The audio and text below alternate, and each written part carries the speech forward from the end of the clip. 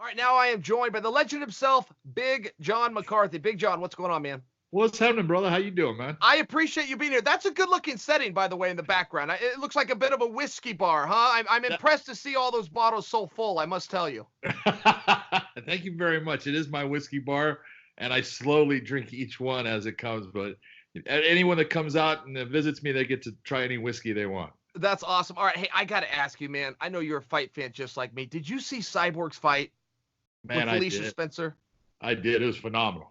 I thought so too. And I felt like Cyborg got criticized. I read one article. Mainly it was all praise, but there was some criticism of how long the fight went, and she should have got her out of there. I'm going, that's not what I saw. I saw Cyborg. Anytime, John, a fight is harder than you think it's going to be, that's where things unravel really quick. That's where upsets happen. Cyborg never backed down. She was just in there with a girl who didn't back down.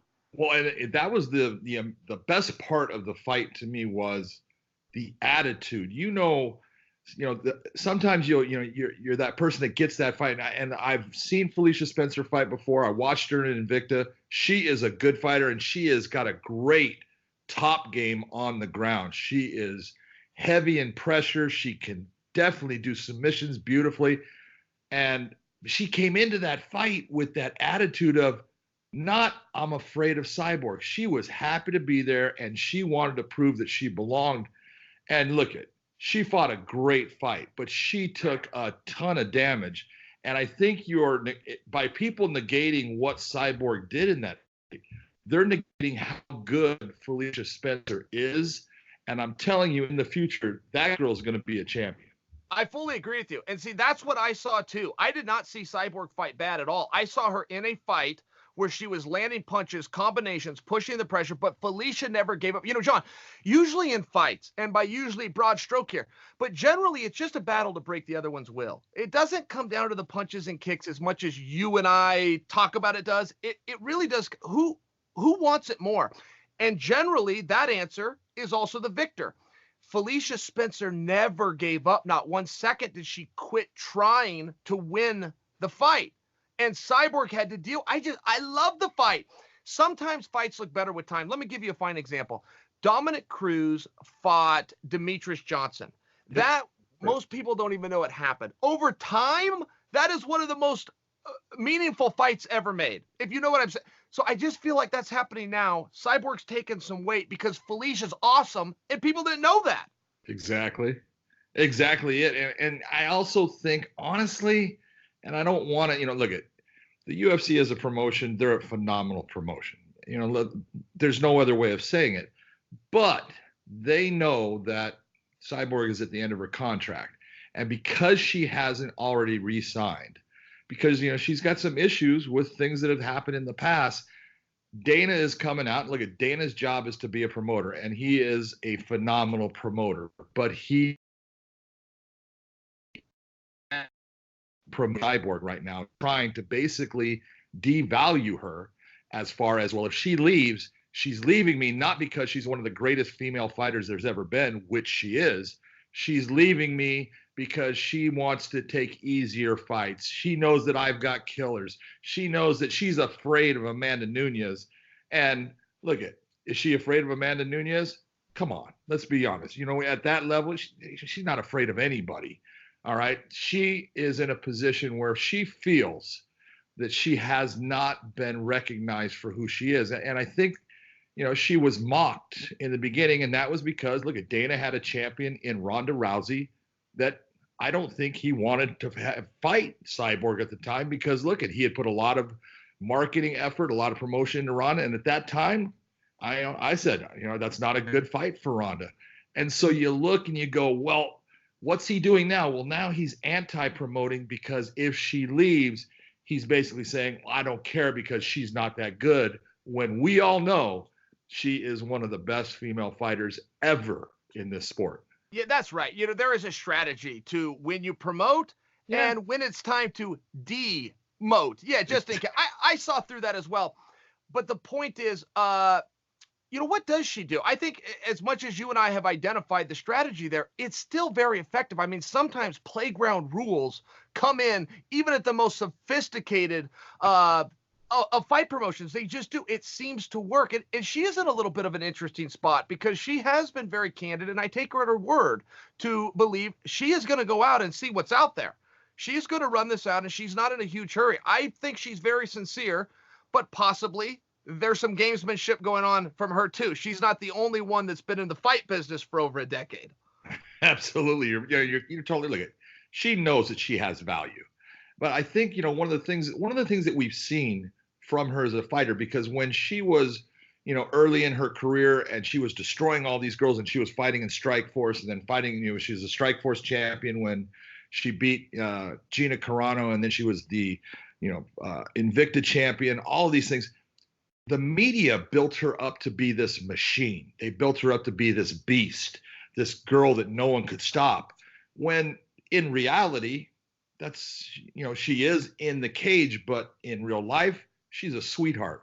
She is a caring person. She's adopted a daughter. She does everything you could ask for of a person to help others and just to be that good representative of the sport of MMA. You couldn't ask for anything better. I think her boyfriend, Ray Elby, has done a phenomenal job in resurrecting and recreating the script for her. And you watch all these videos that he's putting out and all these things showing, hey, look at what Cris does. Look at what she puts money to. Look at what she puts her time and effort to in digging wells and going to Africa and doing things here in the States. She's a great person. And there's a great story behind her. But as good as anyone, you could be the greatest person in the world and no one wants to watch you fight. But people do want to watch Cris Cyborg fight. So the UFC has a great opportunity here. I honestly think, look, Dana needs to say, hey, man, you know what? I apologize. I'm sorry. If I hurt your feelings, I didn't mean to do that. Or at the time, I thought that was the best thing for my promotion. Great, whatever. But, that's what she's looking for. I really believe she's looking for him to say, hey, I think, you know what? I was wrong. I did you wrong. And I want to start fresh. Yeah. And I think she'll resign. And what, John, that doesn't happen. I don't think she will.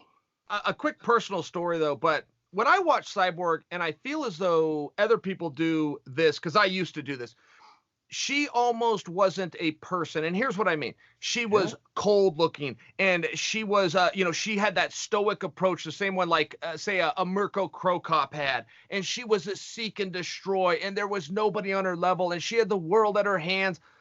You get to know her. And all of a sudden you go, no, we're dealing with a regular person here. She has insecurities. She has vulnerabilities. She has anxiety prior to these competitions. She wants to win, but she realizes it's a two-person sport. When you start to take that away and you realize you gotta be a little nicer sometimes, right? Just because she's Cyborg and just because she's one of the baddest people in the world, she's still a person. And exactly. I feel that does get missed sometimes. It does. It's exactly what you're saying, because of that name, Cyborg. Oh, she's a robot. She's a machine. She's a killer. She is a killer. She's a killer in the cage.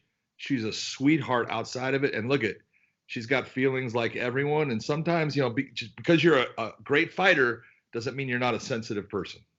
All right, John, I want to switch gears on you.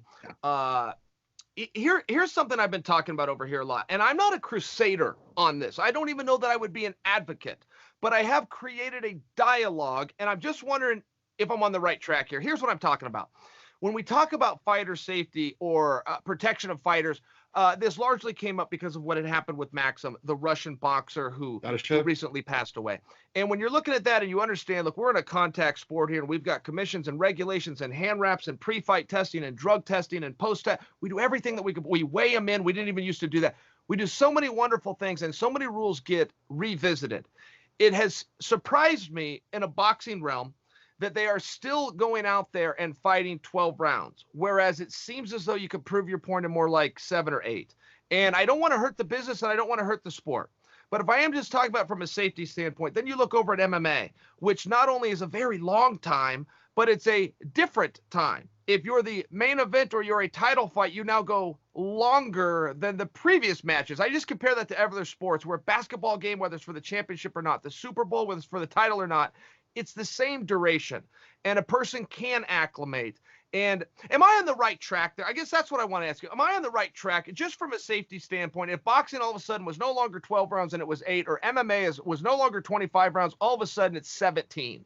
If we just look at it from that perspective, am I on the right track? Well, I think there's no way in the world anyone could say, if you're looking at it just in a per minute fashion, like you're bringing it up, there's no way you could say that more minutes is healthier than less minutes. Just no way. We are in that sport where I say, look at, you play football, you play basketball, you play baseball, you don't play fighting. Fighting is a different element, and there are lives that are at risk at times based upon things that happen in the sport of MMA or boxing. And you yourself, every time you stepped in there, you knew, hey, I'm gonna be okay, because that's the way you look at it. But you also knew that there was always the possibility something bad could happen. And it was always there, and every fighter knows that. And we do everything we can, like you're talking about, to try to take that away. But there is always that factor that, yes, it could happen. And in boxing, it does happen based upon, in my opinion, repeated head strikes for a prolonged amount of time. Sometimes that does come from the training side also. But, if fighters would, the problem with everything, you can look at the time and say, yes, if you shorten the time, we have a better chance of taking care of fighters and not having these horrible, traumatic injuries that take someone's life. But also the fighters themselves. You had trainers that were fantastic, that would not have let you fight in certain situations when they knew that you had been hurt in training and possibly been knocked out. They're not going to let you go that next week, that second week, and let you fight. They're going to say, we're going to pull you out of this fight. Well, you were in a position, and obviously you made a living off of fighting, but you were in a position where you were making a good living. And some guys, this is their next paycheck, and they go and do things when they know it's not the right thing, but I have to do it. And so the limiting of time is definitely one factor. We used to do 15 rounds in boxing, Chael. 15, 45 minutes. You go back to, Joe Louis, all of his, 25 title defenses, 15 rounds. Look at Muhammad Ali. Look at Joe Frazier. Those were all 15-round fights. We started doing 12 rounds back in 1980. You had Ray Mancini against Dukul Kim in Las Vegas. Dukul Kim died in that fight. That's when the rounds were brought from 15 to 12. Has there been I want to say dramatic, but has there been a decrease in the death factor of boxing? Yes. Could it be more if we brought it down to 10? There's no way in the world you could say it would not decrease with the number of rounds. At least logically, right? At least logically speaking. I had made a comment, and I'm very open to being wrong on this. It's just the more I think about it, I go, gosh, logically at least, I'm not seeing where I would be wrong. Here's an example I had made, though. The last 4 guys to go the full 25 minutes, being Whitaker, being Romero, neither has fought since. Being Yair, being the Zombie.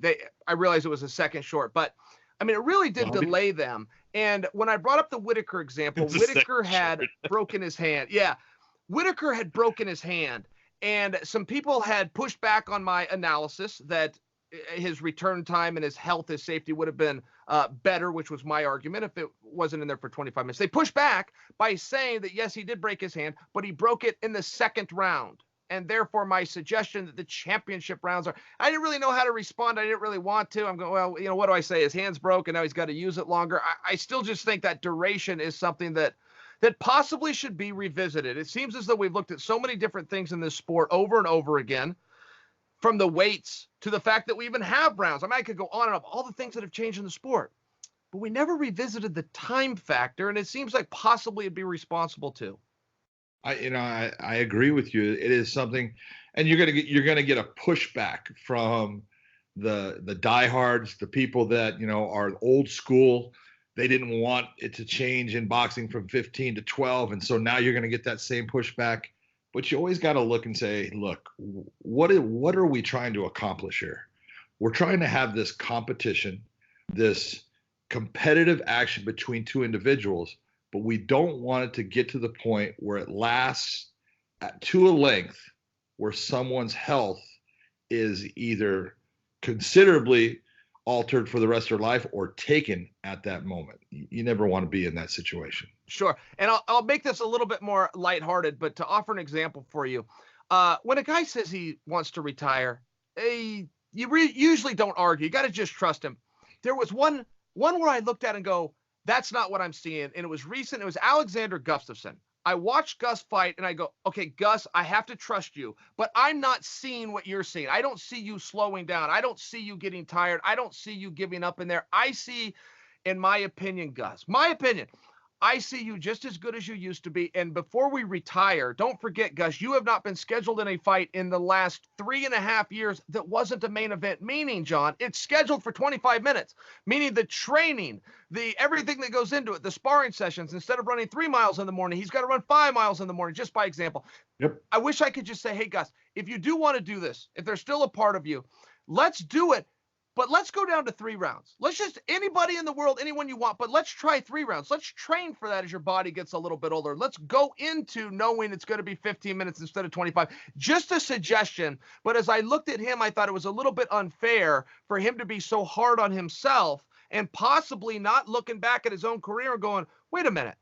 I am asked to do something that is more difficult than everybody else. Let me ask for something that's more normal for everybody else and see how this works. Just a thought, food for thought, but I know Gus is now talking about coming back.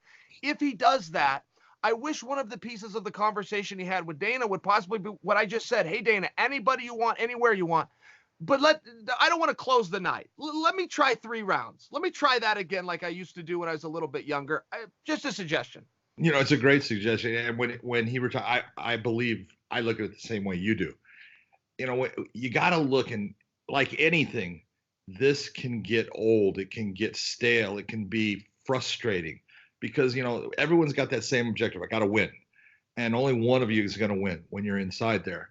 But you got to always look, and, you know, the retirement comes at the time, in my opinion, when you say, I got nothing more to give. I'm not enjoying it. And if you're not enjoying it and you've given everything you have, man, it's time to retire. If you look and you say, I got more to give, but I'm going to retire, you're probably going to want to come back because that's going to just be there in your head. I got more to do.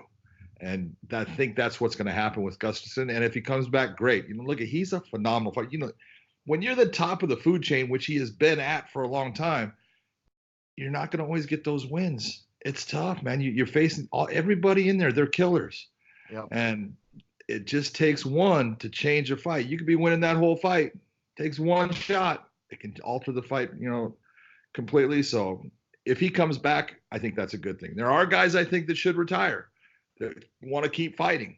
And, you know, I think there needs to be something in the sport of MMA where we look and start saying, you know what, you start to lose this much. You start to be, you know, TKOs and knockouts, they start occurring. There needs to be a point where the commissions start to come in and say, all right, we're going to back off right now. We're not going to let you fight because this is what we're seeing. That's a hard thing. It's almost an unconstitutional because he's got the right, but sometimes you're doing it for the safety of that person, for the future of their life. Sure. Yeah. Clayton Hires had a rule, just offer a simple example, but the rule was simply, if you go out 3 times, you are done forever. And it wasn't a knockout or TK. I mean, he was saying whether it's in the gym or it's in the ring, if you go out, the out, where they've got to bring it, you do that 3 times and we were all done here. And there was a real responsibility to that, I felt. I understood that. I've seen some other fighters when they go out, and 3 really does kind of seem to be the number of, hey, let's just find something else to do.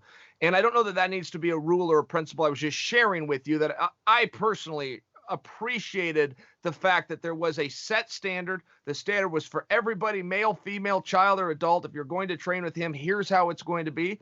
Until we get to that point, let's work as hard as we can. But when we get to that point, we are done. Yeah. You know, everyone's got to pull the plug at a certain point. And if you have that number, and that's in what Clayton is doing is exactly what I said. Look at it. In a fight, if you end up getting knocked unconscious, that's a giant chink that comes out of you that you never get back. And then you get another one and another one. You have been degraded for the rest of your career, you're going to get hurt to the point where you can never recover and be the same person. And that's a bad position to be in. Agreed. John, I really appreciate your time. I know this was short notice. You got anything else you want to get off your chest? Hopes, goals, dreams, fears, anything to want to start a rumor? I'd love to start a rumor, man. It doesn't mean it'll be true, but yeah. All right, cool. Hey, thank you, John. I'll see you in person very soon. Sounds good, brother. You take care.